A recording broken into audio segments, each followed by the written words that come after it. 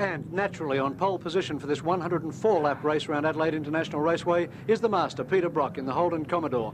He recorded a fastest time yesterday of 59.5 seconds. That's 0.1 of a second under the lap record held by Dick Johnson. But Paul Harrington, Dick Johnson isn't here. No, arrangements couldn't be made for him to run in this event, which seems a great pity with the importance of Bathurst looming ahead. But nevertheless, we've got a great field with two Marlborough Holden dealer team cars. Brock in a brand new machine, turning a wheel for the first time yesterday, and John Harvey in the old Brock car on the outside of that front row, sandwiching Kevin Bartlett with the Channel 9 Camaro. Bartlett's best time yesterday of 60.2 seconds, and was he upset because he desperately wanted to knock Peter Brock off pole position, and nothing he could do would do it. 30 seconds to go. On fourth row, in fourth position on the second row of the grid is Warren Cullen from Alan Brown in Commodores, then Murray Carter in the Falcon, Larry Perkins in a Commodore, then Rusty French in a Falcon. 8 V8s, and way at the back of the field is Alan Grice in the BMW 635 CSI as the revs rise. Flags up. And they're racing. Harvey overwhelmed there by the second row cars of Cullen. Bartlett and Brock racing for the first corner. Brock on the inside. Bartlett with his 6-litre engine. And Murray Carter in the Ford Falcon through into third position as Peter Williamson goes wide in car 77, blowing smoke, but I think just a tyre lock-up. Alan Grice goes past Peter Williamson, moving his way up the grid already with 104 laps or 103.5 laps to go. Gently and easily must these cars go in the opening laps. It's a fuel economy race as well as one of outright horsepower. Brock wants to do the full race without a stop. That means he's going to have to be very economic on fuel. And there's Alan Grice charging up through the field in the 3.5-litre car. He's at a disadvantage to the V8s in as much as he is only allowed to carry 120 litres of fuel as compared to 130 litres of the other cars. And that means that he'll have to get far better fuel economy to go the full distance. Kevin Bartlett in second position in the big Camaro. Murray Carter in third. Already Peter Brock showing his superiority. This car is a lot lighter than before. They've carved quite a bit of weight out of it. John Harvey drops down the inside to take over fourth position.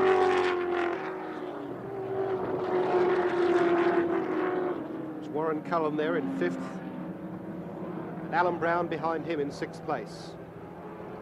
Bartlett trying to close up through the twisty bits, which is odd for a Camaro. You'd expect him to do it on the fast bits. I was fairly amazed, actually, Paul, that the Camaro didn't leap away at the start, because you'd expect the greater power of that big V8 engine to overwhelm Brock down the drag strip on the first time. It obviously means, I would suggest, that Bartlett is looking at the end of the race rather than the start.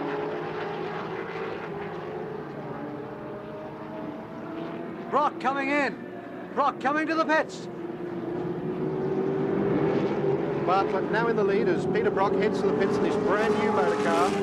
This is why they're racing it now. They don't want any of this to happen at Bathurst later in the year. And in fact, this is why Dick Johnson ought to be here, because although he's won the Australian Touring Car Championship, he cannot afford to miss these long-distance races if he's to win the James Hardy 1000. Because this is the proving ground. This is where you learn all about what's going to go wrong with your car. As the mechanics go underneath the engine of Brock's car, Bruce Nowacki, the chief mechanic, has a look underneath. Well, Will Hagen's down there. We should know soon enough what went wrong there. Kevin Bartlett in the lead, leading this group of cars. Benson Brown, that's the old Peter Brock car, or the one that Alan Moffat drove at Sandown last year. But there's our leader, Kevin Bartlett in the Camaro.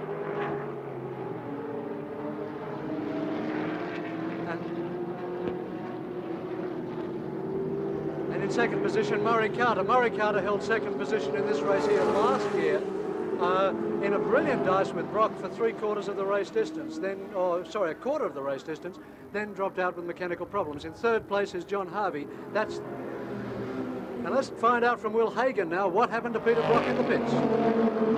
Unbelievable luck for Peter Brock there at the end of the third lap. A plug lead loose in the car, quickly rectified though, and now the chase is on. And back to the leader. Well, if Peter Brock had any thoughts about fuel economy for this race, He's now had to throw them to the wind in this great chase we're going to see over the next hour or so. That's Larry Perkins in that car there. That was the second Marlborough Holden dealer team car from last year, the car that John Harvey occasionally drove.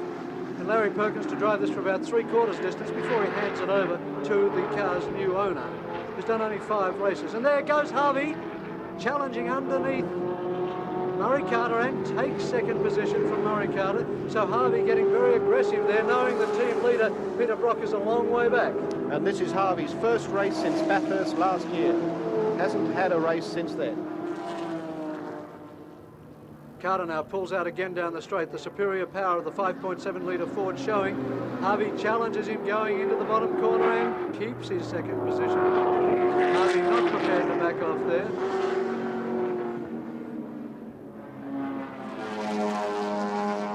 Bartlett, the leader. He's taken the car basically back to the trim he had it in last year. Concedes that he made a dreadful mistake last year in not contesting these early rounds of the then Manufacturers' Championship. And when John Harvey goes through there, we see Peter Brock coming down the main straight at the end of the main straight. So there you can see that Brock has to make up almost 3/4 of the circuit on John Harvey to take over second position before he takes off in pursuit of Kevin Bartlett. Normally he would be trying to use third and top as much as possible to keep fuel economy uppermost in his mind. Now he hasn't a hope. Kevin Bartlett down the main straight, John Harvey behind him. Then comes Murray Carter, then a gaggle of Commodores rather. John Harvey, Murray Carter, there's the Perkins and Cullen. Alan Brown just ahead of them.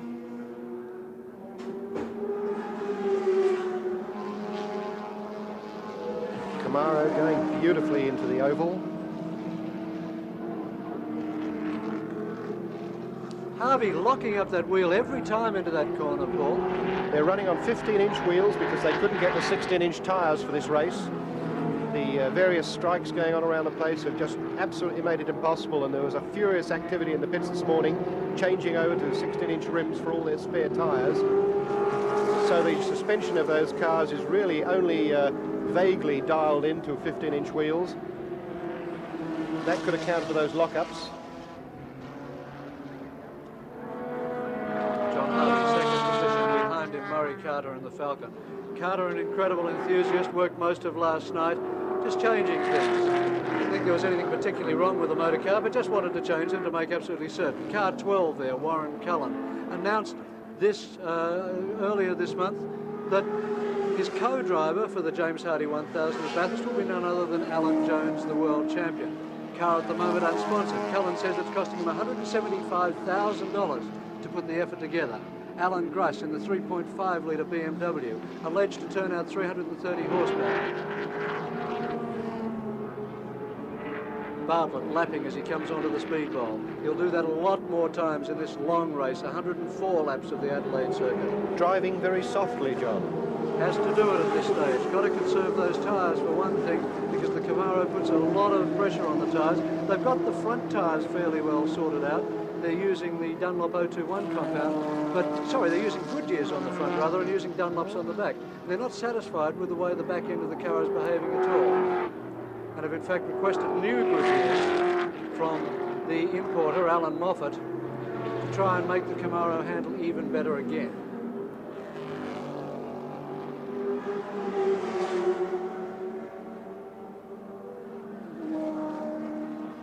Heading towards the oval once more. Kevin Bartlett keeping away from the edges, turning in nice and gently, just using as much throttle as he needs to keep the speed up and conserve petrol. Bartlett claims about 450 horsepower from his car compared to Brock's claim of only 330 horsepower from his. That's the sort of difference that you are looking at if you take the driver's word for it.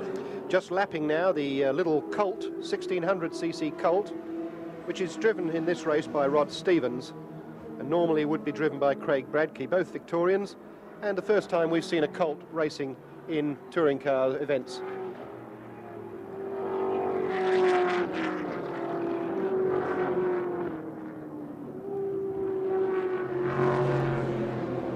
Brock coming up to lead past Peter Williamson in the Toyota Celica, who in turn is tucked in behind the other Toyota Celica, the Chickadee Chicken Celica of Graham Bailey from Gosford in New South Wales. And that's Peter Williamson's old motor car as Brock now storms down the end of the straight, reaching about 145, 150 miles an hour and throws it through the bottom end of the corner.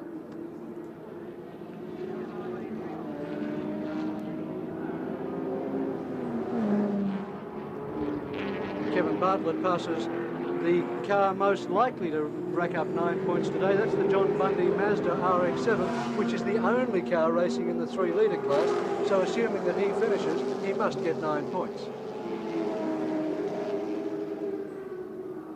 John, the Kevin's Camaro looks particularly stable through the high-speed S's.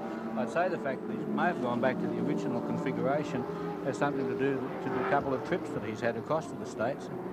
And the Americans have been racing Chevys for so many longer years than we've been racing Holdens out here. I'd say he's brought back some useful information. Brock charges through.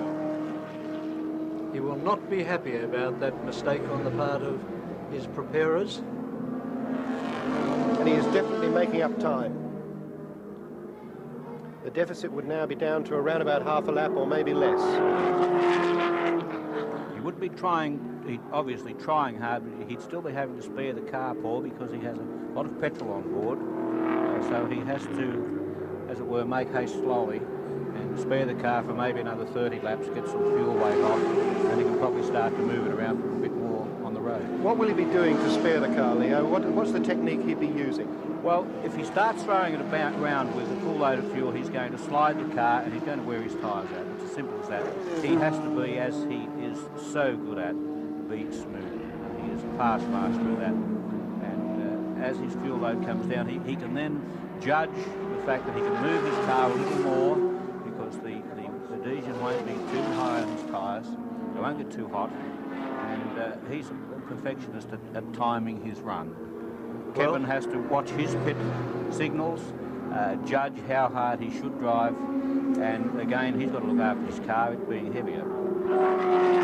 Well, while Brock's being smooth, he's also being incredibly fast. He's just turned an under 60-second lap with a full tank of fuel. The lap record, I remind you, is 59.6 seconds to Dick Johnson in a sprint race. So Brock is really going.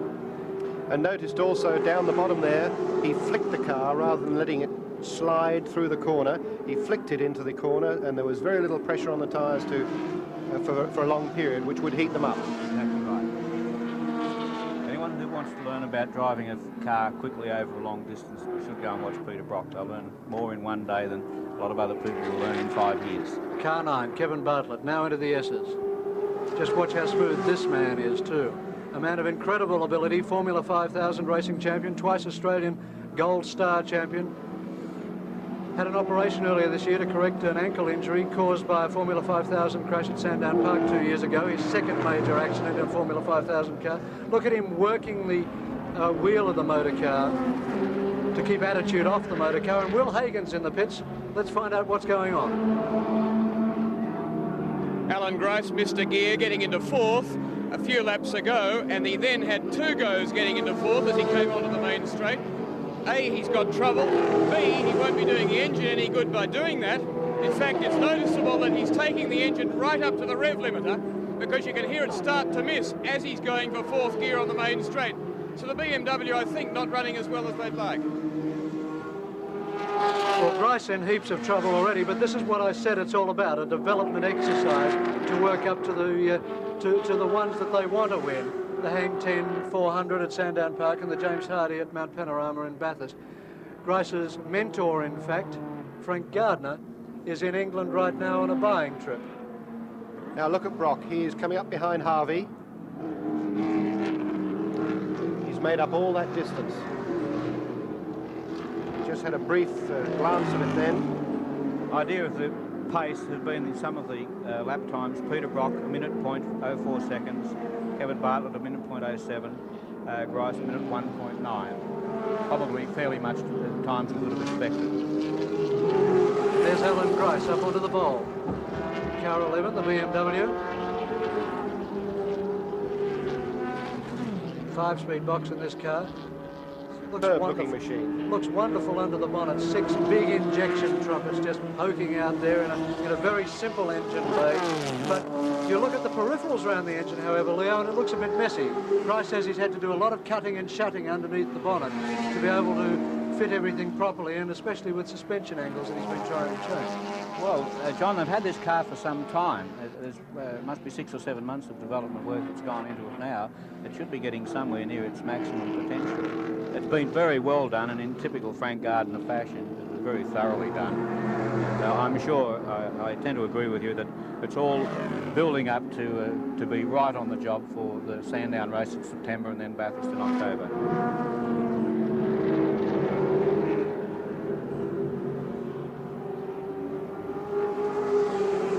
Bartlett running a combination of 16-inch and 15-inch wheels. He's got 16s on the front, 15s on the back, which I think would make the handling just a little bit odd there. Oh, well, the ride height would be adjusted accordingly, John. The suspension springs would be adjustable, as are the shock absorbers. The BMW winds up to its top speed, as fast as the V8s at the end of the straight, but lacking in the acceleration, obviously, of the big V8s, even though it puts out about the same horsepower as the 5-litre Commodores. Particularly as he's got the job ahead of him. If he does have a gearbox problem, that's going to make life very difficult for him. Alan Grice, Australian Sports Sedan champion in 1978 and 79 in the legendary Chevy Corvair. He also races a sports sedan, BMW. And yet another driver interested in Formula Atlantic. Being an old open-wheeler driver from way back, he's had more than a passing glance at the cars, and who knows. This car has had 11 starts for 4 wins and 3 seconds. Surprisingly, in a development program, only one did not finish in those 11 starts.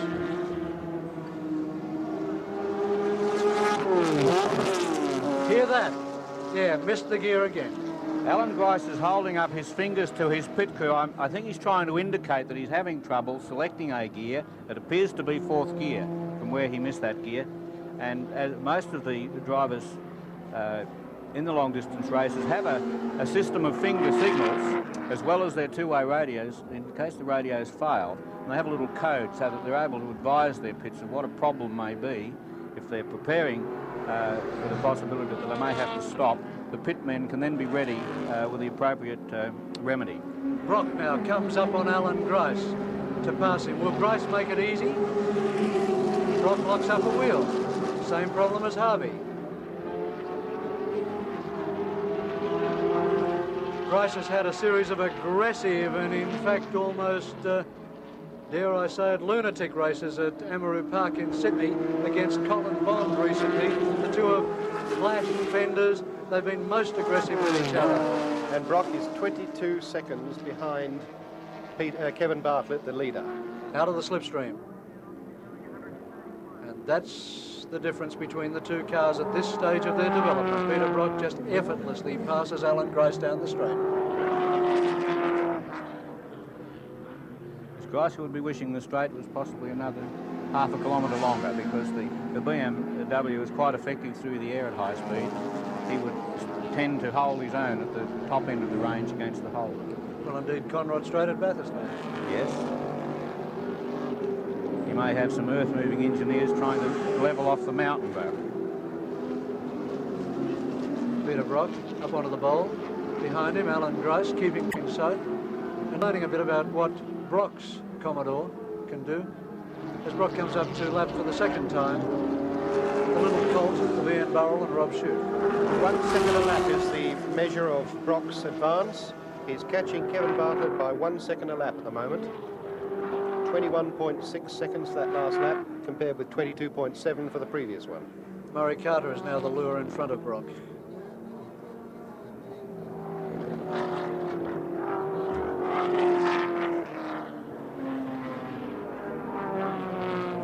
In a circuit like this, perhaps a little frustrating for Alan Grice to be... No, he hasn't got the speed, but at Bathurst, it could be a different story. Peter Brock. The fight back. There's Carter, there's Brock. Carter's in third place.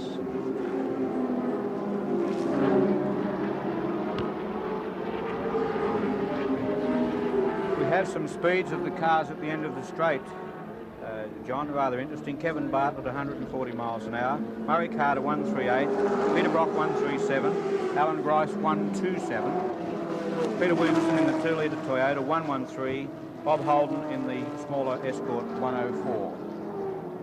And the strong headwind still blowing down the main straight, or blowing up the main straight. I'd say we'd be looking at, were the wind reversed, we'd be looking at 150 miles an hour, if you say Kevin Bartlett. Murray Carter, an engine made out of bits and pieces.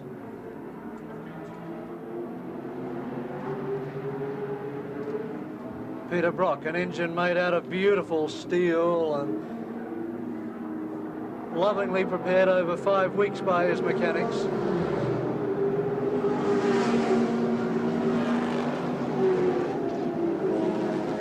And there's not going to be much that Murray Carter can do as Brocky moves in to take him there, which is a bit brave, and Murray Carter backs off to let Peter Brock through, then ducks down on the inside of him. Good on you, Murray. Oh, that's a shame for Brock. He's only 19.5 seconds behind now. Still catching up, and that will have cost him plenty of time. Well, Murray Carter, a hard-on competitor, Leo Gagan. Well, showing the benefits of 25 years of doing it the hard way, John. Very fair, but there's no reason for him to give an inch away. Peter's as much a competitor to Murray as to anybody else. Oh, and look at this. This is the race for the lead. That's Kevin Bartlett in the lead with John Harvey right up him. So Harvey now challenging Kevin Bartlett for the lead.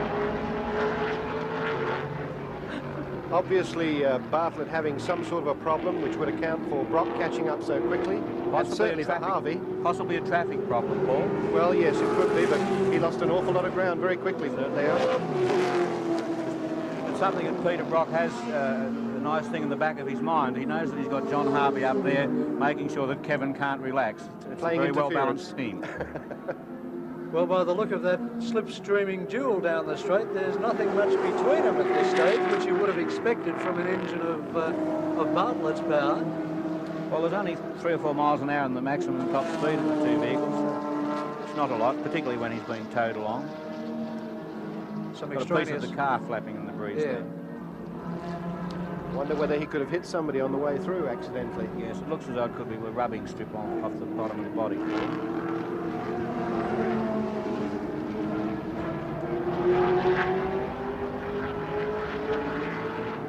We're looking at about 80 years of experience there, and probably 40 years of motor racing experience contained in those two cars. We won't be more specific about ages.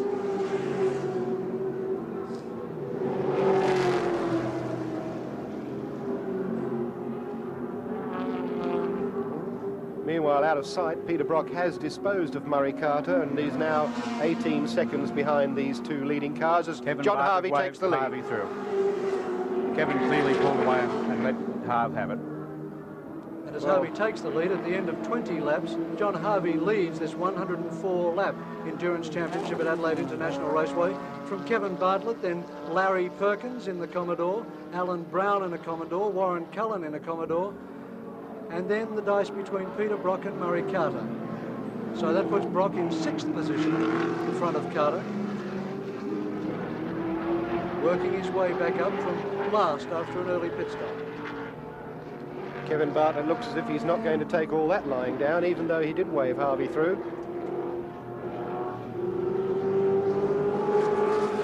Getting a little more slip angle on the car now, perhaps, coming off the oval.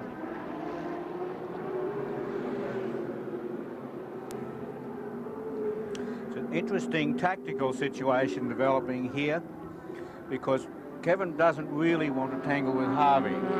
He's more concerned about Peter Brock. Harvey's doing a very good job of annoying Kevin and possibly disturbing his concentration, and all the while Brocky's sneaking up on him. And also it suggests using up the Bartlett car quite substantially, Leo. I think Kevin's a bit too smart to fall for it. I think that's plainly why he very clearly signalled to Harv to go past and go away. But Harv did the first, but not the second. Sounded you've been there and done that, Leo. Well, the measure of the four-wheel disc brakes on Kevin Bartlett's Camaro now showing at the end of the main straight, where he managed to level peg under braking with John Harvey. Last year, you would have expected Bartlett to go just spearing straight ahead, as Harvey now getting very energetic indeed, giving Bartlett a bit of a nudge. Kevin wouldn't be very impressed by that because he doesn't really want to know about a dice at this early stage of the race. Harves, by the same token, is too smart to leave him alone, and it's quite engrossing actually watching the tactics of the two drivers. Peter Brock 17 seconds down now. So it's still round about a second a lap. He's coming back. Meanwhile, John Harvey's watching the shot. Well put, Paul. It'll have to be the fastest shop in Australia today. It's a shade, actually. Bartlett onto the oval.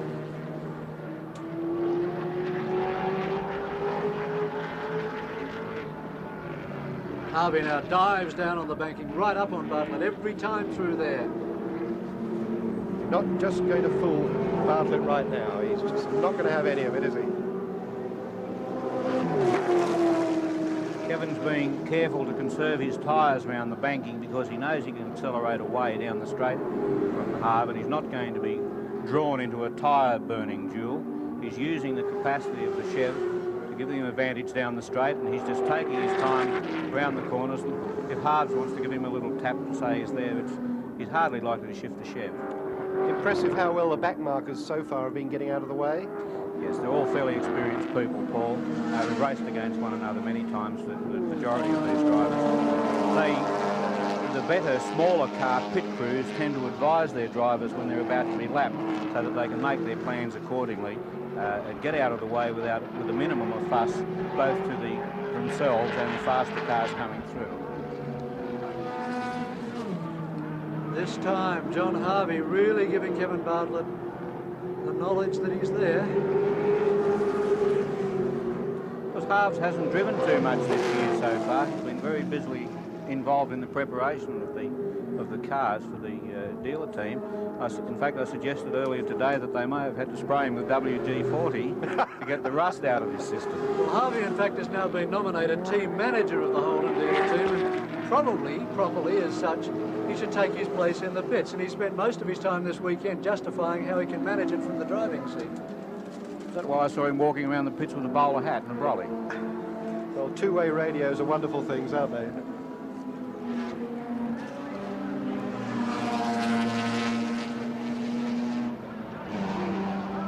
The race for the good co-drivers already on for the Bathurst race this year. Kevin Bartlett has nominated Bob Forbes as his co-driver. He drove with him last year. And John Harvey will have none other than Vern Schuppen with him. Schuppen came third in the Indianapolis 500 this year and was one of the works Porsche drivers at the Le Mans 24-hour race. And there's Peter Brock up onto the banking, hauling in the leaders, just driving that car so well.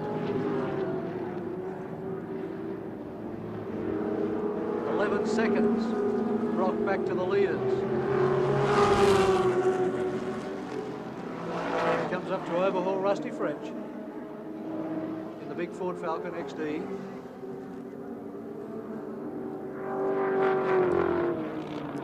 French level pegging Brock down the chute. Brock's got the inside run. Rusty French there, being lapped by the Holden dealer team driver. And this is where the action is at present. Bartlett and Harvey. Boy, have we got a race. So up onto the banking, the leaders.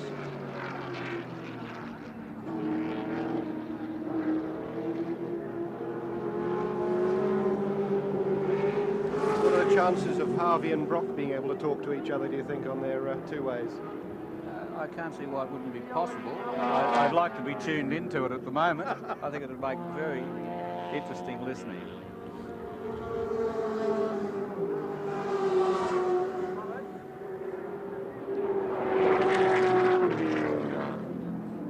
What would be more interesting would be for someone like KB to be able to tune into the pair of them. In fact, I sat in with John Harvey at Sandown and one practice with the two ways on, and they were in fact talking to each other, which was very interesting. And drivers always complain they have too much to do already. Right. Without getting on a talkback show.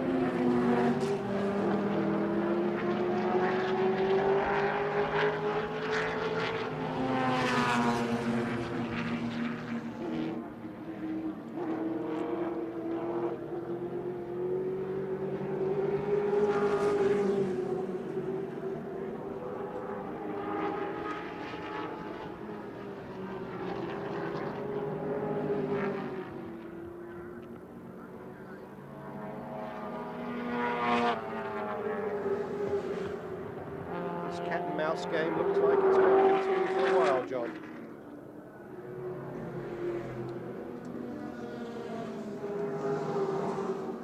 Bartlett, a canny competitor, is using a lot of body English within the motor car to keep attitude off the wheels and body of the car, taking a lot of the pressure of driving at this high speed himself, rather than putting it on the car itself.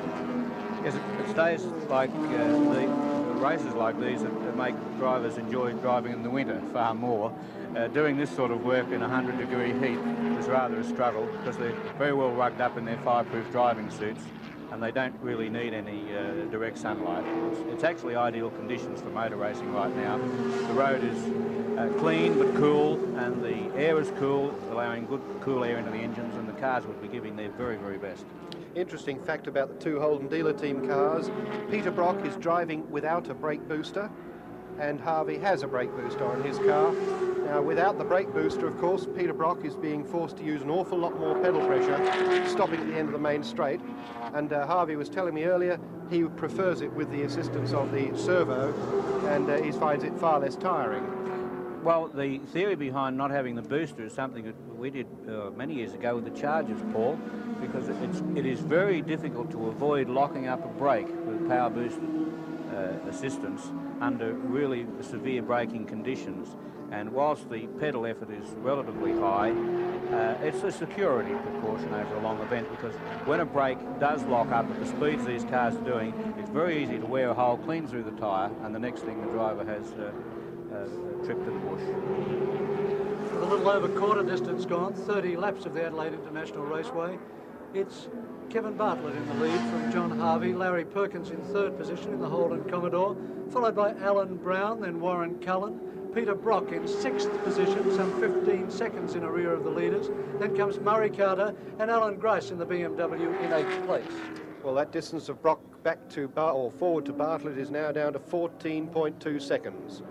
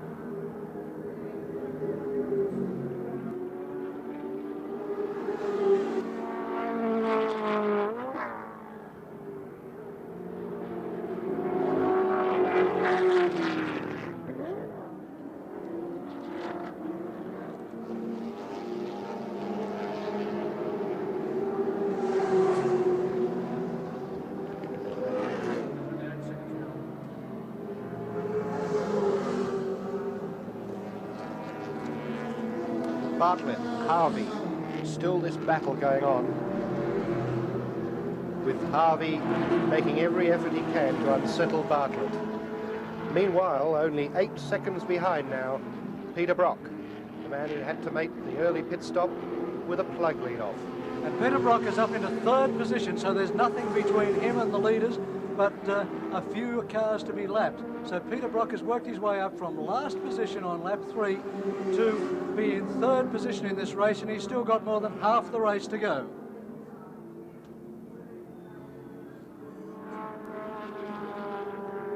About the length of the main straight, probably a lot less. In fact, there he is.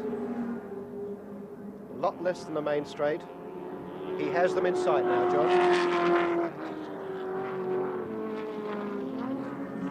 It's a great psychological situation for a driver to be able to see the man he's chasing. It seems to assist in the adrenaline flow. It's nothing worse than wandering around not being able to see the opposition.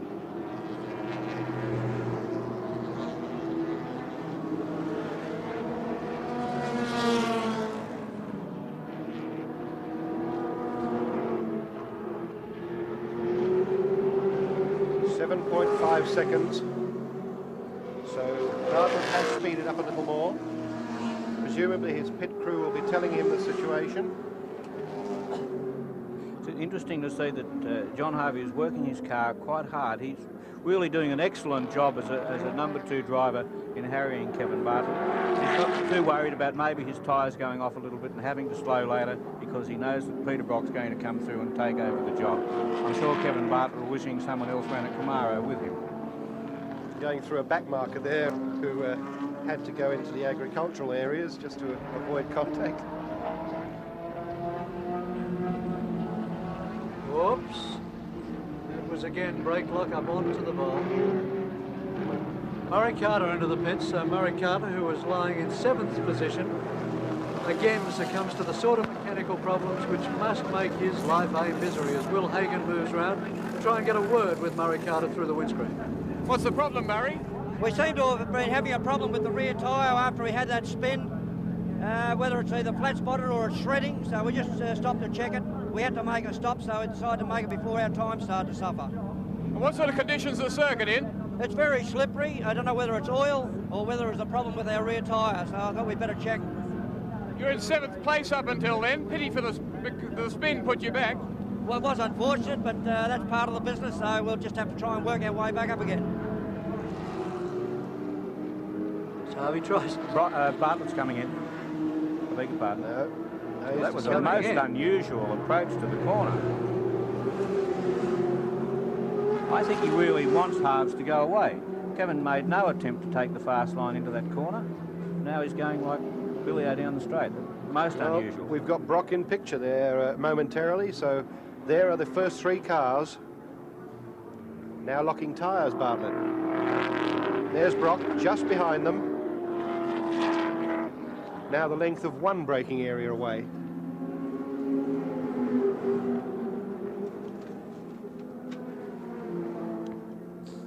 Brock hardly daring to throw the car around too much, but dying to get up there with them. No, it's interesting. Harvey in the lead. Bartlett and then 05, Peter Brock. So Bartlett now in the unenviable position of being sandwiched between 2 Marlborough Holden dealer team Commodores. And Harvey, if anything, moving away a bit from Brock there. Well, certainly moving away from Brock, from Bartlett. And Brock now right up on the tail of the Bartlett Camaro. Harvey looks as if he's pulled out the stops. He really has, because he was fairly untidy coming off the oval then. Well, Leo Gagan, would you perhaps give some thought to Kevin Bartlett being in trouble? I'm rather concerned about those rear brake lockups. That won't be doing his tyre situation too much good at all. I don't think it's hard driving on Kevin's part. It's possible he's having a minor problem there.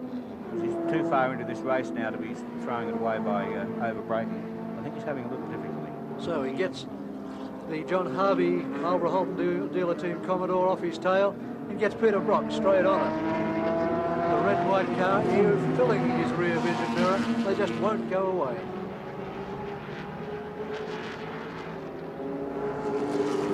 Well, Brock can afford to take it very easy now, just keep in sight. Meanwhile, Harvey is almost sideways in true speedway style, exiting the top turn onto the main straight. Bartlett says, will you go away, Peter Brock? And Peter Brock won't go away. There's nudging and falling all over the track there, and Brock trying for an inside run won't do it there.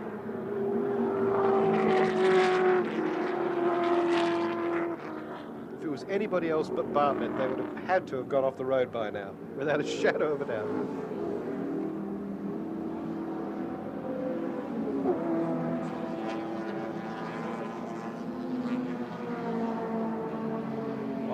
Action is happening up the front. Very interesting. Rod Stevens, a previous winner of this event, is leading the up to 1600cc class in a Colt, which is a new car to motor racing in Australia. And Colin Spencer in the Gemini is playing second.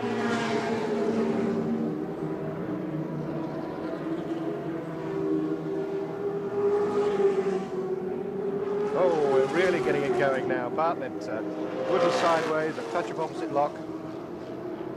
But not so Brock.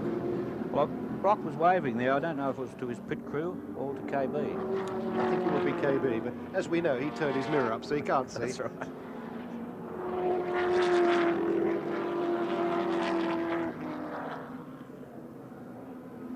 It's a very good back marker, going almost onto the grass to get out of the way of this lot. Harvey marching away. Obviously not the slightest bit worried about fuel consumption, tyres or anything else. He's just having a ball. I'd say there's one or two things. He's going to come in and have a look, or he knows that he won't have to come in and he's going to try and win this race. Where will he work next week? He might be able to talk KB into There we go. the job. Peter Brock through. On the banking, a difficult place to park, and he passed and he did it. And Bartlett now looking for a way through down the chute. Wrong side of the track to be doing it. But there's the power of the big Chevy Camaro, because he overtakes Brock, and now it's Brock's turn to go to the outside and look for a braking manoeuvre. You would hardly believe this was endurance racing, would you?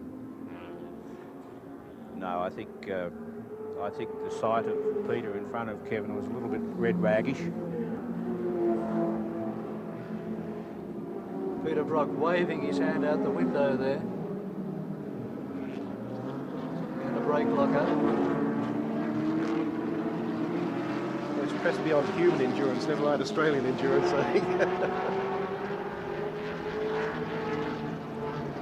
Rocky was probably a little bit concerned that while all this is happening, the hards are tending to slide away a little bit. There's Harvey in the lead. He's lapped Alan Grice in the BMW. Behind them come Bartlett and Brock right behind him again. And again, the weaving and diving down the straight that you expect from Formula Vs, not from big touring cars like these. Ooh, Brock on the brakes a bit, yes. That was a braking duel par excellence without a shadow of doubt. Brock was very unstable. Oh, there's a nudge. Bartlett was very unstable, really fighting their way through the corner. Yes, Brocky had really outfoxed Kevin there. He had the best run into the corner. Kevin didn't want to know about it and put the car in far too tight. And actually, Brocky had to really jump out of the way, otherwise they both would have been off in the very slippery grass. And we could have had the distressing situation of seeing the two of them bogged in that very soft earth. So now we're just going to have a look at that again as they come into the corner here. As Brock Kevin on the Bartlett right. comes to the pits. And there we go into the corner. Bartlett locks it all up. Brock has to move right out of the way. Bartlett has no option but just to stay out wide, and through goes Peter Brock as Kevin Bartlett now comes to the pits after that incident. We'll put the watch on him as he comes to a stop. Seems to be in no hurry to get there. Crew waiting with tyres. Watch is on. The pneumatic jacks getting the car up with some difficulty. And the air tools, as you can hear. Kevin, what's the problem? Tyres. Tyres. The motor running well and brakes okay? Brakes are all right. Motor's just lost a cylinder. There you go, Kevin Bartlett, anything but happy. Enjoying the battle with Harvey? Yeah, I was quite settled down into it, actually. It was very nice. I reckon their tactic would have been to get Harvey out in front of you when Rocky caught him so they could run 1-2. Are you going to be able to finish? Don't know yet.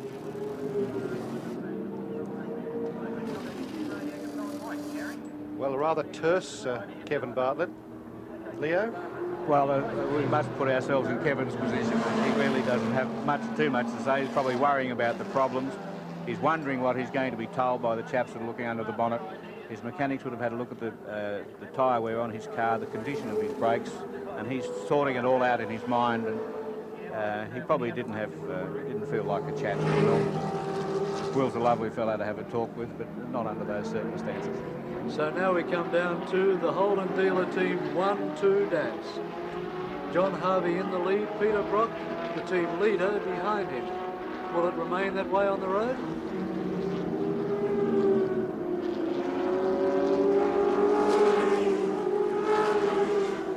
That's Harvey, that's Brock. And that's a familiar sight.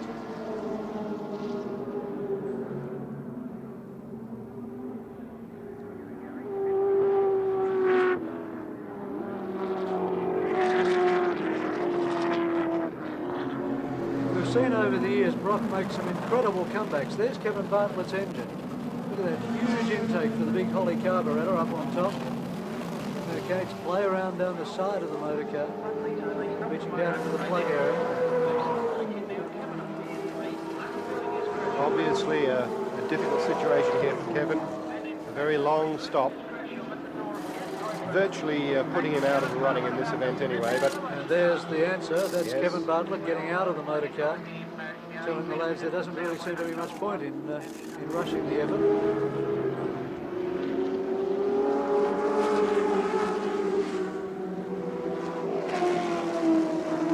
As Brock closes in on Harvey now.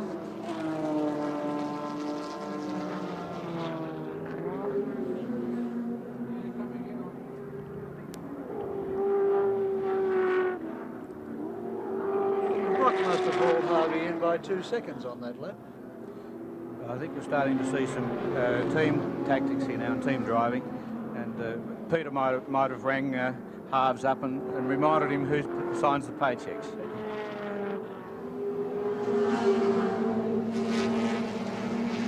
They're in a very good position now.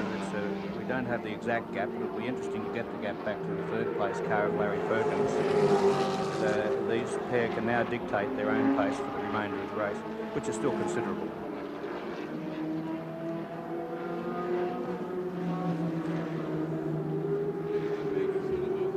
A grand opportunity for a development out there, actually, with Brock with his new car, with quite a number of changes made to it over the old car, which Harvey's now driving, and a good opportunity to gauge the two vehicles together on the track.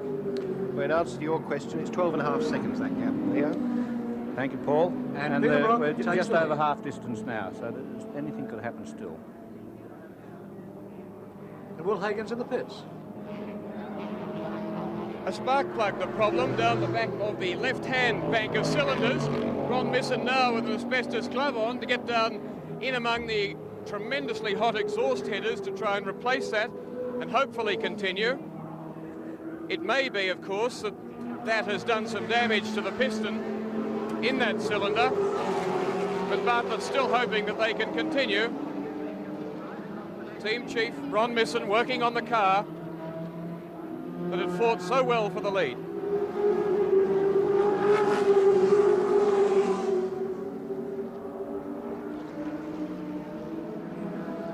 Peter Brock with 49 laps to go. Larry Perkins in third place, as we saw before, 12.5 seconds behind the leaders. Perkins in a few more laps is due to hand over that motor car, however, to its owner, Clive Benson Brown, a new entry to the high-performance world of touring car racing in Australia. He's done 5 races so far and is working up towards the big one, the James Hardy 1000 at Bathurst.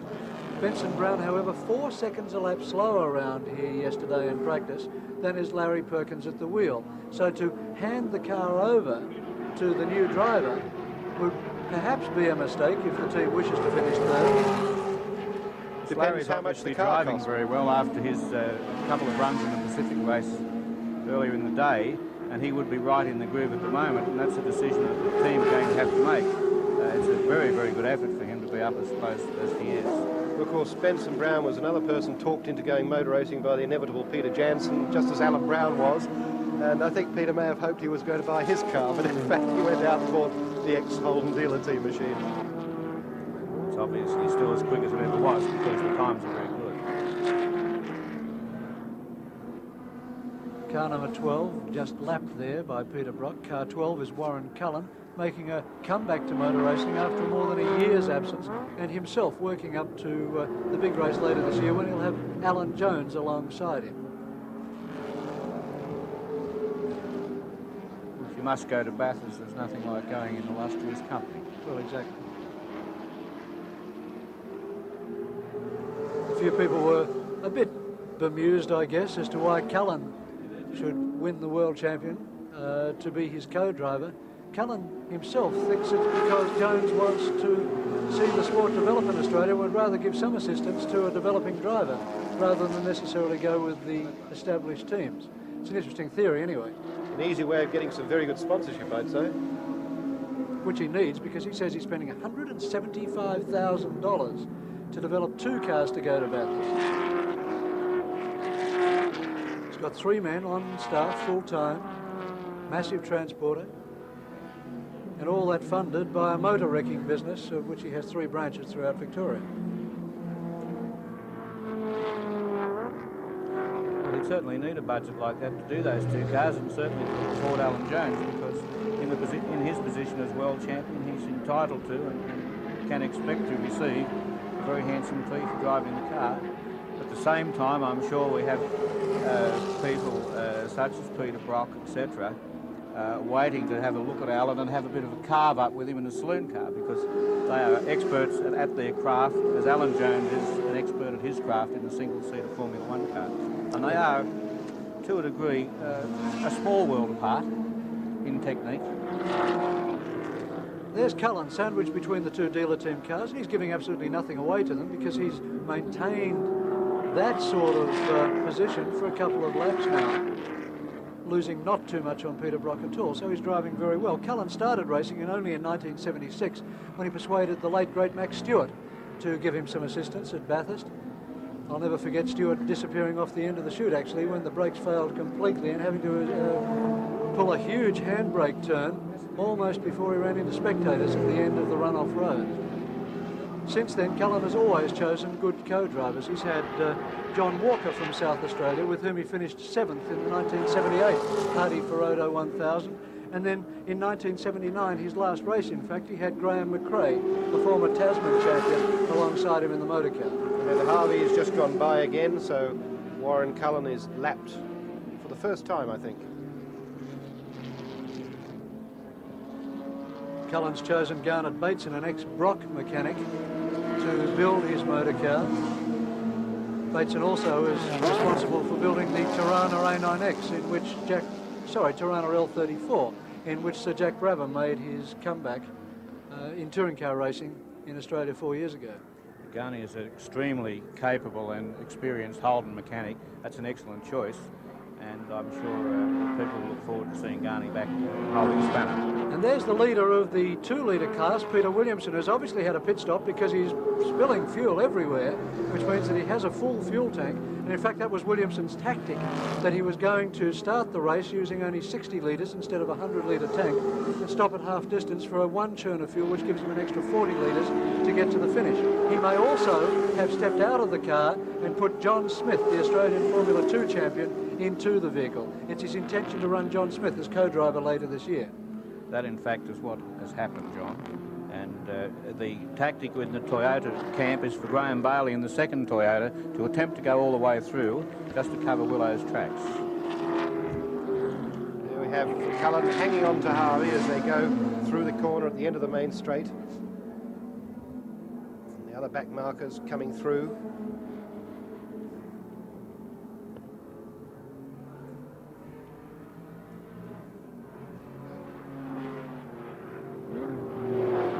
Larry Perkins still in the seat. Got a lot of racing today.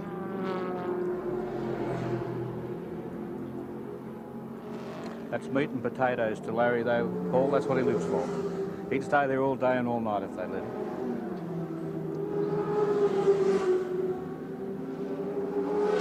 There's the BMW of Alan Grice, to be shared in the longer distance races by David Hobbs, the very accomplished English international racer, and a man from whom I think even Gricey, with all these years of experience, could learn quite a deal. Hobbs has had quite some experience in BMWs, winning in fact the Sebring 12-hour there, I think. Very, very experienced driver. He's won innumerable long-distance races in both America and Europe. Lovely fellow, a brilliant driver, very, very experienced, not a young man, but knows his motor cars backwards, and an excellent choice. I've been wondering who Gricey was going to pick, and he couldn't have made a better selection. There's car 69 again. Larry Perkins really working the wheel there, getting the car very sideways, a lot of attitude on it, meaning that he probably intends to make that pit stop at 3/4 distance, because the way he's working those rear tyres, it's unlikely they do full distance. Ken Harrison's escort. Brief shot there just after he was lapped by Larry Perkins. he looks at the replay of that, he'll know why he's locking a brake up, because the inside wheel is nowhere near the ground. It was waving to the crowd. He's got a good 10 degrees of opposite lock on all the way through the oval too, so he's enjoying himself. Perkins cooling his hand down there as he goes down the straight. Just resting it on the sill of the car.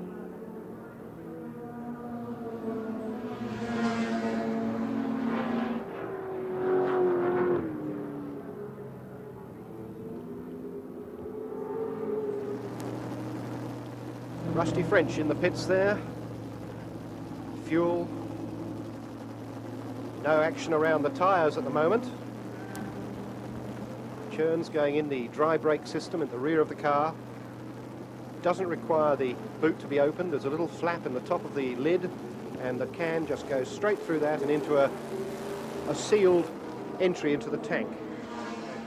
Out goes Rusty French.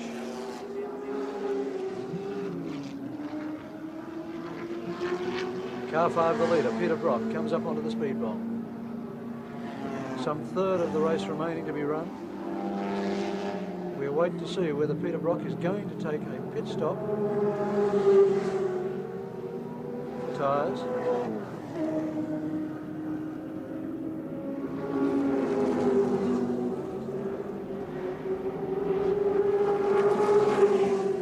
John Harvey running very low on the bowl there.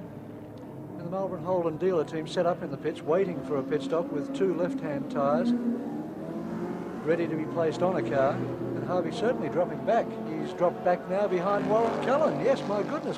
John Harvey's back into 3rd position. Worse. In fact, I think now Warren Cullen is in fact a lap down. Yeah, so he's unlapped himself. So he's unlapped himself at this stage. These long races are very, very hard to keep track of, particularly on a small screen. We do know, however, that in the lead is Peter Brock in 05, the leader, having been in last position at one stage of this race. And there's John Harvey, obviously in bother, obviously slowing down, and with the dealer team standing by to put new tyres on should Harvey deem them necessary. Not on this lap, says John Harvey. Tail sliding out very much there. He's not going very hard, so obviously the rear rubber is in a fair bit of strife. And they both pass John Smith in the Toyota Celica, the fuel-injected Toyota Celica, which is coming second in class, having had a pit stop with the Chickadee Chicken car, the Toyota Celica naturally aspirated with carburation, in the lead in the up to 2 litre class.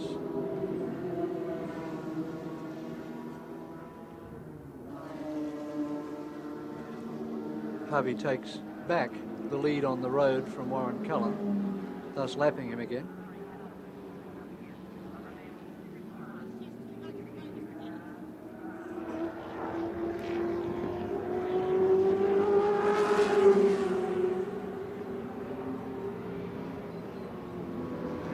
Once again, Harvey passes the pit entry road, embarks on another lap.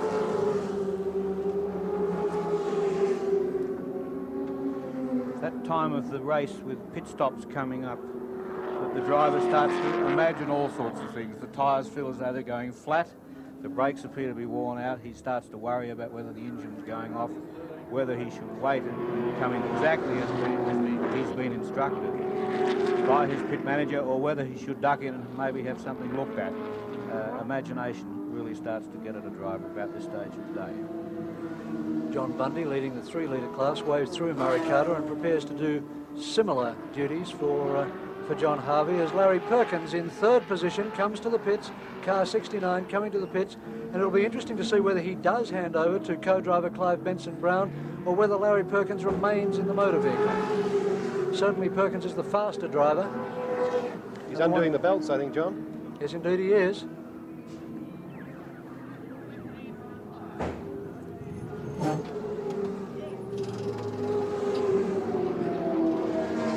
Larry Perkins coming in now, handing over to Clive Benson-Brown, helping him to get the crutch straps and the lap straps across and the 6-point harness.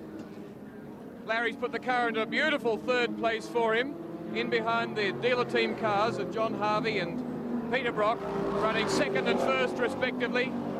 Clive Benson-Brown now in, lashed in nice and tightly. Larry just about to warn him of the condition of the car, then can't think of anything to say. Larry, how's the car going? Real good, real good. Good? It's got a puncture or something though. It's got one? It's going real good, it's got a flat tyre though. Right. And the way Brocky went past you, he's got a lot of steam, hasn't he? Yeah, it's so good.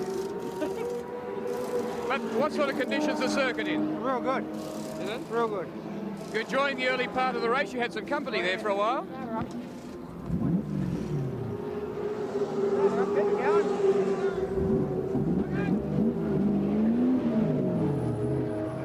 Bit of sideways motion there as he gets away. Larry, Clive hasn't had a lot of experience, has he? No, that's true.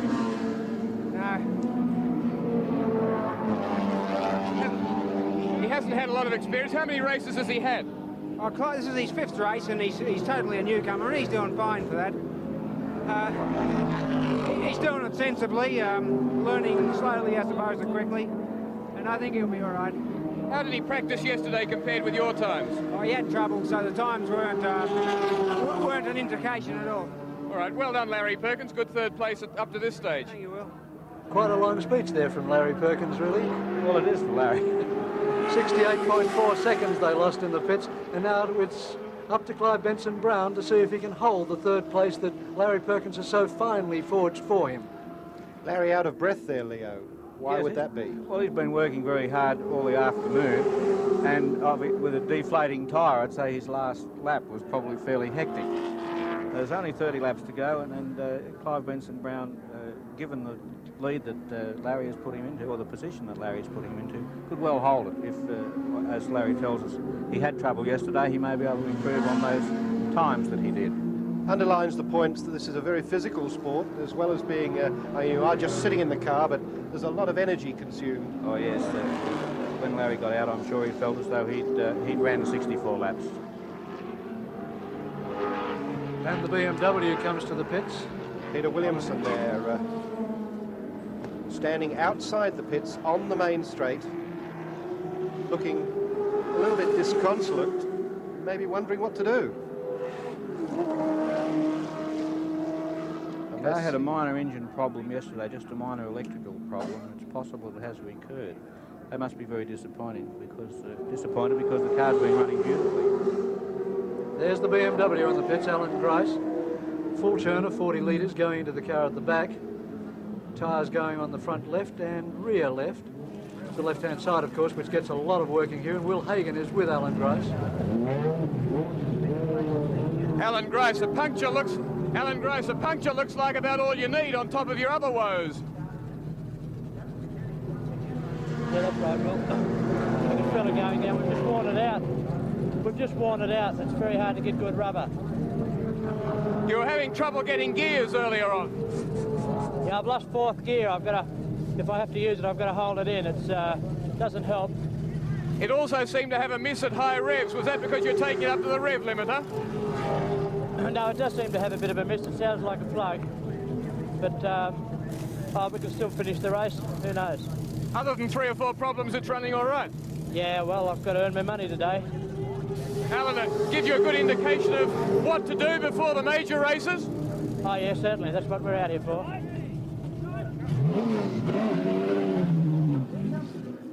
There's the race leader, Peter Brock. Going up to lap Alan Brown, the Holden Commodore. And that is a very good car of Alan Brown's as well. Rocky waves happily to Brown as he goes through. Brown, one of the real characters of the sport, a wonderful fellow.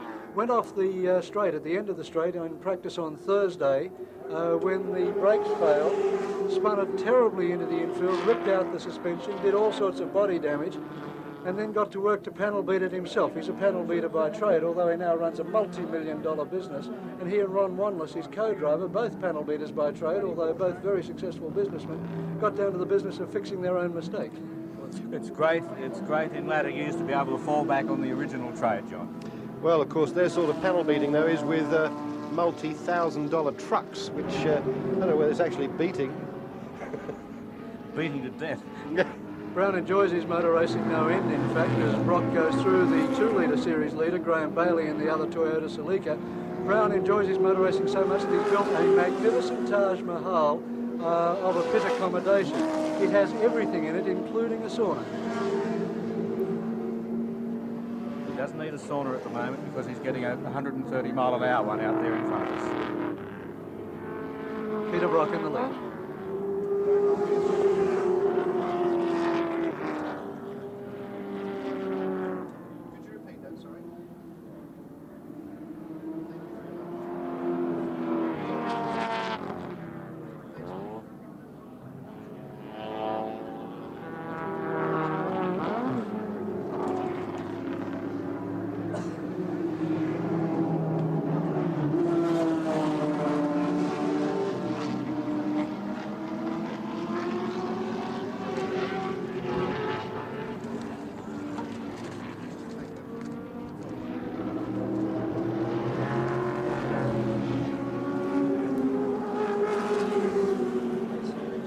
Laps down, Peter Brock is in the lead from John Harvey. Clive Benson Brown is in third position. Then at least 1 lap down is Alan Brown in the Holden Commodore, followed by car 12, Warren Cullen, and then car 11, Alan Grace.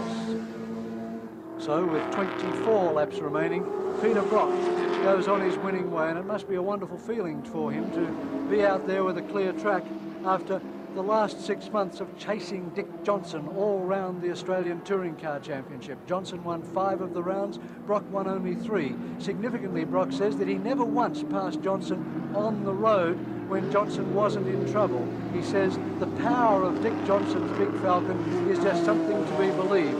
In fact, he says the power to weight ratio is something to believe, and he wants to have Johnson's car weighed to find out just what it's all about. I believe it has been weighed, John, and I thought that issue had been resolved. You may be right that it might be going to be reopened. But I'd say Peter Brock would be one of the few people that aren't sorry that Dick Johnson isn't here today. Well, indeed. Brock also is in the middle of a battle with the Confederation of Australian Motorsport, the controlling body of the sport in Australia, to have them recognise some cylinder heads which he desperately wants to run on the Holden Commodore. He had them on the dynamometer on the engine he's running here right now last week, and got 27 horsepower more and 11 foot-pounds of torque more. He's currently getting 330 horsepower, and he says the extra 27 horsepower would get him right up with Johnson. Well, that's understandable. I'd say that Dick's car has developed as far as it's going to go, which is a very long way, and it's up to everyone to try and catch him, and the owners, the ball's in their court, really. Leo Johnson perhaps a little bit silly not to be here today. Everyone else is here practicing for a long-distance race. Well, really that car's going so well, I think if it were mine, I'd put it in cotton wool until October. The car's quite beautiful. It ran at Lakeside a couple of weeks ago, and was actually under the lap record that he set under pressure from Peter Brock in the Touring Car Championship. So I don't think that car needs any more development. It needs nursing to Bathurst. Johnson apparently to drive with the Bathurst and in fact race veteran in Australia, John French. Yes, I spoke to French at Lakeside, and I said, ask him how it felt to be preferred to the world champion and whether he might be getting a similar fee. But, he just grinned his normal smirk and said nothing.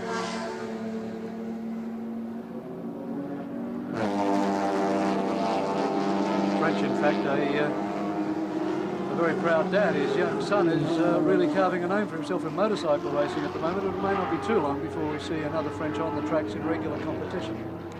And there's Brock in the lead. Just going onwards and onwards. He's established a groove. He's sitting right in it. You can bet that if you looked in his position of his hands on the wheel every time round there, they'd be in exactly the same position.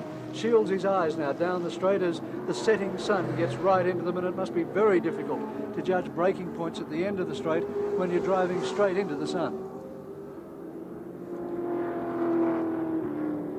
So what a driver tends to do during the course of the race is to pick up a point on the road so that he's actually looking down at the road to pick up his braking point, or possibly mark on the fence to the left of his vision so that he's not forced to stare right into that sun, because at this stage now his windscreen would be dirty. It would have a slight film of oil on it, dust mixed in with the oil, and and it's not really much fun in these last few laps driving into the sun.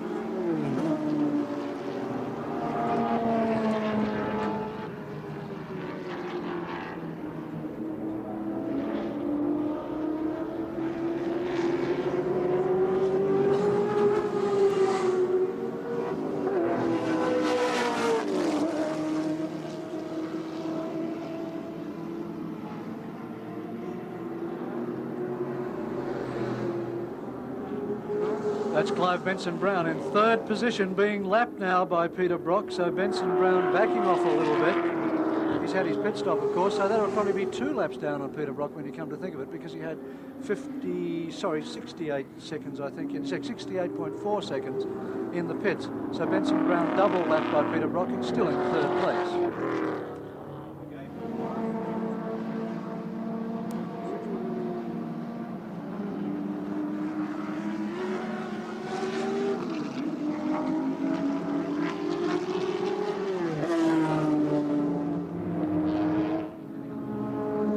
There's the Toyota of Peter Williamson, John Smith in the pits. Solved its, we guess, electrical problem out on the circuit. I'd say they're just troubleshooting the pits, but it's certainly not going to win its class today. Peter Williamson is out of the car, and it's John Smith who's driving it. Williamson looking in the door there to speak to Smithy and see just what's going on. Leo, what's the mechanic doing down that side of the motor car? They had a little trouble in the electrics, which is on that side of the motor. I'd say they're looking to see if it's recurred. It'd only be technical at the moment and an exercise to give John Smith some laps, because the mechanic had to go and get the car going and in effect would have disqualified the vehicle because it was attended to on the side of the road. That's Peter Williamson there, kneeling down beside the motor car, paying homage to it as Will Hagan moves around to get an interview with one of the more outspoken men of Australian motor racing. Mike Stillwell, first time back in the car for a long while. No, it's John Smith, mate. It's John Smith. What are you doing there? I'm having a run with Willow. Good little car, mate. Sorry? Very good little car. Yeah.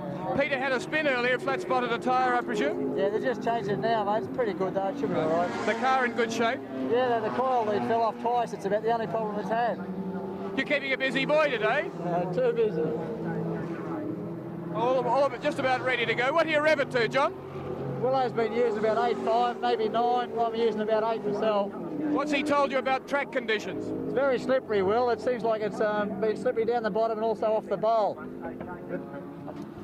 But it's going well. The best of small capacity class cars, the ticketing car, car 51 running up front. Bailey. Well, I'm asking Joel, where's Margaret? Something to come on up here. That was on a trouble, all sign up under the left here, Green.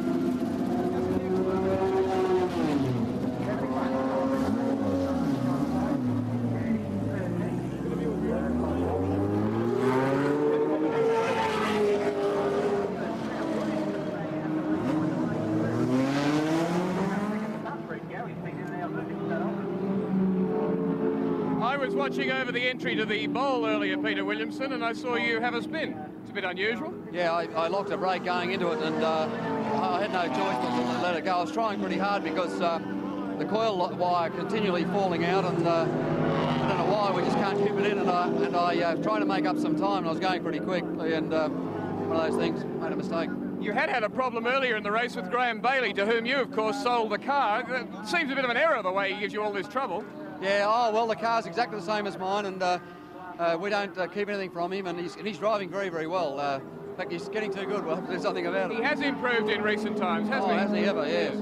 But that was a fairly long pit stop, Peter. Will you still be able to get back to the lead in the 2-litre class? No, John Smith's having a drive just to get used to the car and to get to learn a bit about it. We're in a pretty hopeless position over a silly little thing. We're just going to have to just run this race out and come back another day. And there goes the 3-litre class leader. Car 93, John Bundy, spins out, but as he's the only car in the 3-litre class in his Mazda, rotary powered, he can afford to take all the time he wants as long as he gets to the finish line and the money. He can stop for afternoon tea, John. Have a tea and a bicky.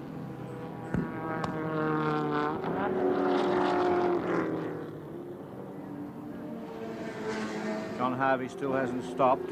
The boys are ready with all the equipment. They may be going to try and see it through.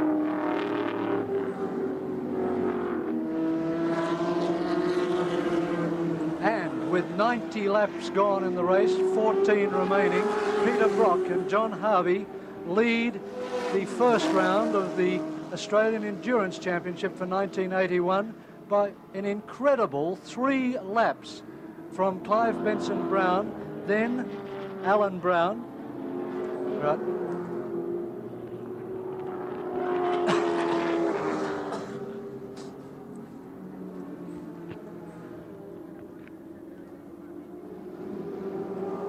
And with 90 laps down in the first round of the Australian Endurance Championship for 1981, Peter Brock leads by an incredible 3 laps from Clive Benson Brown, then Alan Brown, then car 12, Warren Cullen, and car 11, the BMW of Alan Grice. In second position, of course, is John Harvey in the other dealer team car. They are the only 2 cars still on the same lap, and as I say, they are 3 laps ahead of their nearest opposition. Talk about a walkover.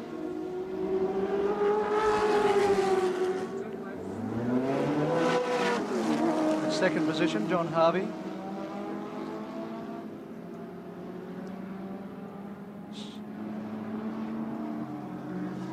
Still in the pits, the dealer team mechanics have their left-hand tyres standing by, their air jacks ready, all the machinery ready to go to help these 2 cars along their way, but it just appears that they don't need any assistance at all, as Craig Bradke in the Lancer gets out of the way of John Harvey. Harvey this time points to the pits. There's no doubt, John, that with that lead up their sleeve, they can, if the drivers are in the slightest doubt about the ability of the tyres to last or their fuel supply, they had the luxury of being able to give away a lap, stop and throw a couple of tyres on for safety's sake and put some gas in. I wouldn't be surprised at all to see John Harvey stop this lap. This time last year, in fact, in basically the same position, John Harvey had a flat on the last lap and limped into second position. So this time, possibly with that warning in mind, he will take the sensible way out and go to the pits now. Yes, he's pointing.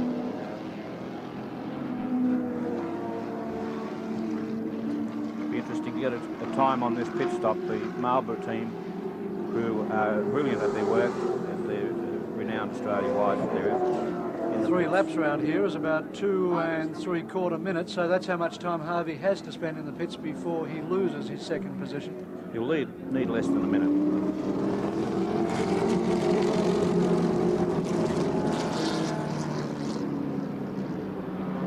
Left-hand rear, he says, or fuel. Or both.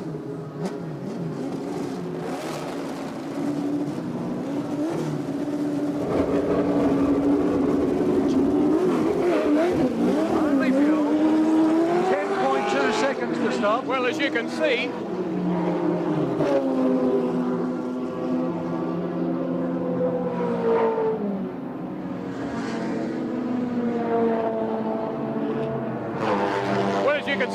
just a problem with fuel for John Harvey.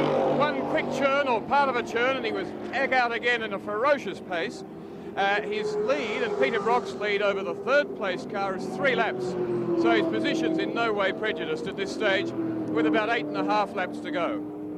Brock is now the only man on the winning lap. John Harvey has been lapped by Peter Brock in that incident or that call to the pits.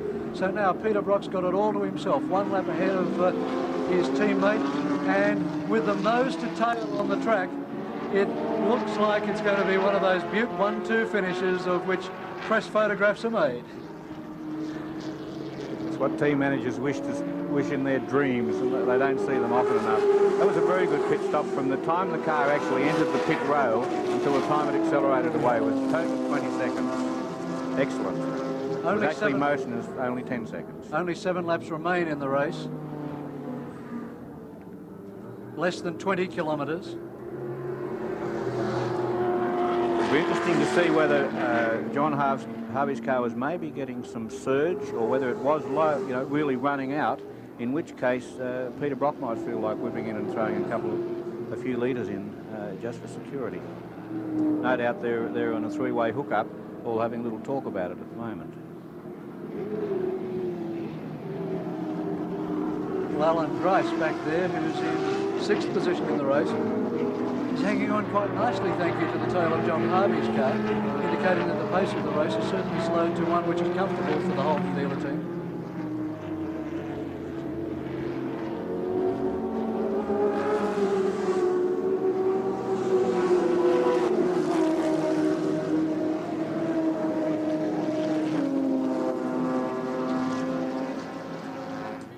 Brock this year to share his long distance drives with 3 times co-winner of the Hardy Ferrado 1000, Jim Richards, and Harvey, of course, to share with Vern Schuppen, the international driver, who's driven at Bathurst on a couple of occasions in Ford Falcons without much success, but who must be very pleased that he's been asked to drive for the Australia's premier racing team this year. It's a very strong team indeed, and of course the winning team of Brock and Richards, I can't see that being broken up for a long time to come. But Vern has been doing quite a number of long-distance races in America and Europe. He did Le Mans, and of course he had that brilliant 3rd place at Indianapolis. So he's a real catch for the Marlboro dealer team. Well, in fact, Harvey said that he chose Schuppen to be his co-driver when Harvey was over at Le Mans this year to watch Brock drive there. And Harvey snuck into a forbidden place through a golf course down the end of the Mulsanne Straight, where no man is allowed to go, and in the middle of the night he watched Vern Schuppen come through in the big twin turbocharged 935 Porsche at above 300 kilometres an hour with the turbocharger on fire, and he said Schuppen was just so good, so much in control, that he had to have him with him in the Holden dealer team car. It's a very good selection. Vern is a well-experienced driver. You saw the way Harvey flew out of the pits there at the end of that quick pit stop to take on fuel.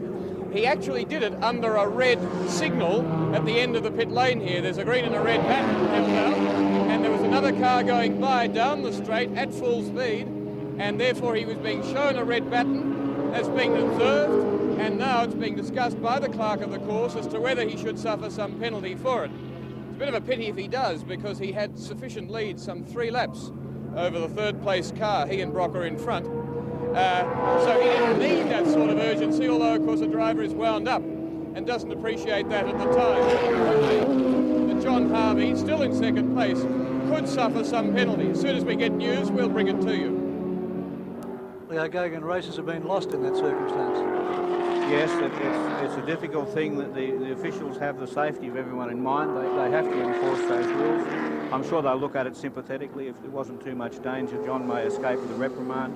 John, of course, his adrenaline would have been pumping so much that he could have even missed that sign. Well, in fact, I think of only this year the Johnny Rutherford incident in Indianapolis when, in almost identical circumstances, he threw away the Indianapolis 500 by just disobeying the rules when he shouldn't have done it because he was in control.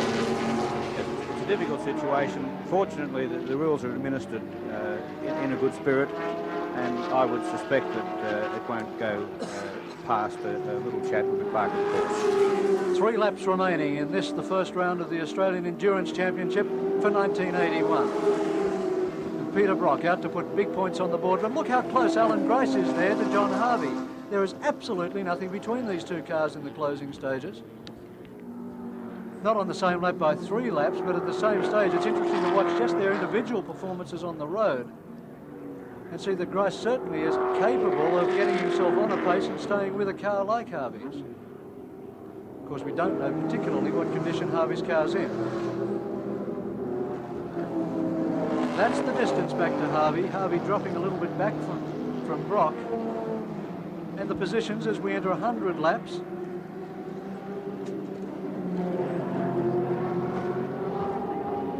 It was Brock from Harvey, then Benson Brown, then car 12 Warren Cullen, with Alan Brown dropping out of contention, then Grice, and then Alan Brown back in 6th position. So something obviously has happened to Alan Brown. You can see he's dropped from 4th to 6th in the last few laps. 2 laps remaining.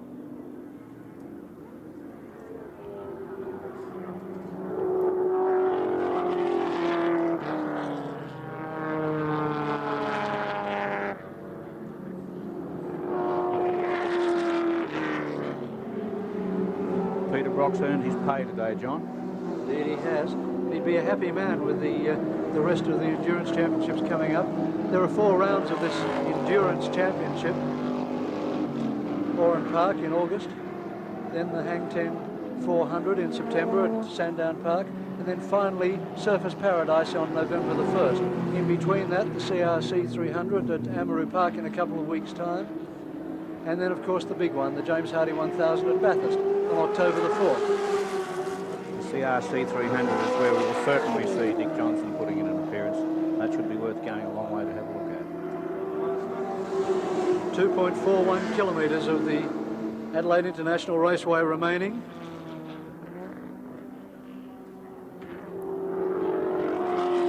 Peter Brock, steely eyes, looking into the far distance. This is the longest lap, John. It takes forever.